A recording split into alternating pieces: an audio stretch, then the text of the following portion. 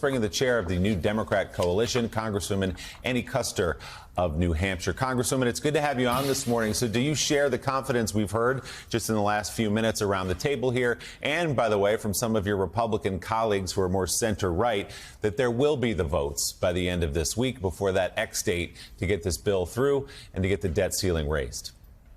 Well, good morning, Willie. I was certainly glad to hear my colleague Dusty Johnson say the Republicans will put up their votes. I'm the chair of the New Democrat Coalition. We're almost 100 center-left Democrats, and we are working hard, talking to our colleagues now, but seeing a lot of support.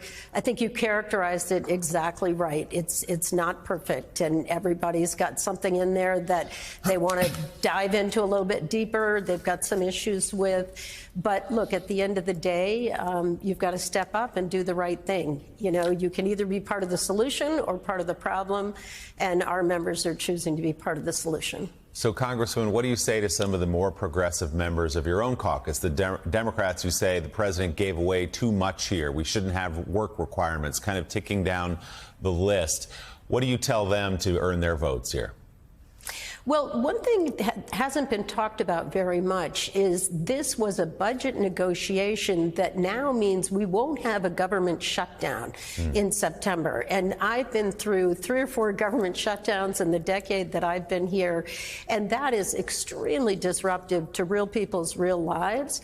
And so we should put that on the chalkboard as things that we got. We protected Social Security, we protected Medicare, we protected Medicaid, and we want to make sure that we do bring those deficits down. I come from a part of the country where every tax dollar should be spent wisely or not spent at all. And let's make sure that we are taking care of business, helping the most vulnerable amongst us, protecting our homeland and our security, protecting our veterans. That was a big goal for us, and we did get some changes in the negotiation at the end on that I'm proud of, and I want to make sure that this gets to the finish line. So I'll be encouraging them to step up and do the right thing.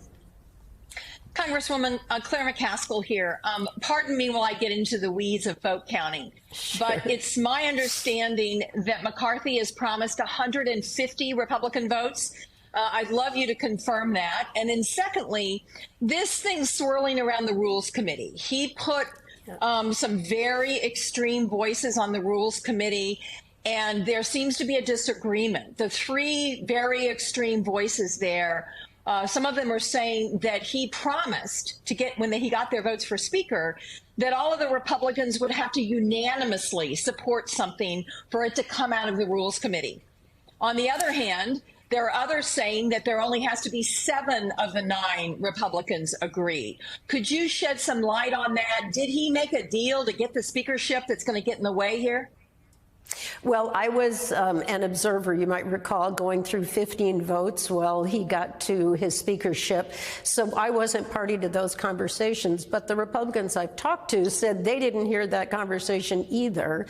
We're a majority institution, even on the Rules Committee, and if we get a majority vote, we'll be able to get that out of committee. So you're pointing to an internal disagreement, and I think today is a critical day. You know, the next 48 hours here are going to be very, very important for our country, for our economy. People are flying in from all over the country today. The Rules Committee starts at 2 p.m., and then we have our suspension votes to make sure our checking off our attendance tonight, and then tomorrow we'll start with the bill on the floor, and we'll go from there. Chair of the New Democrat Coalition, Democratic Congresswoman Annie Kuster of New Hampshire, thank you very much for being on this morning. We'll be watching.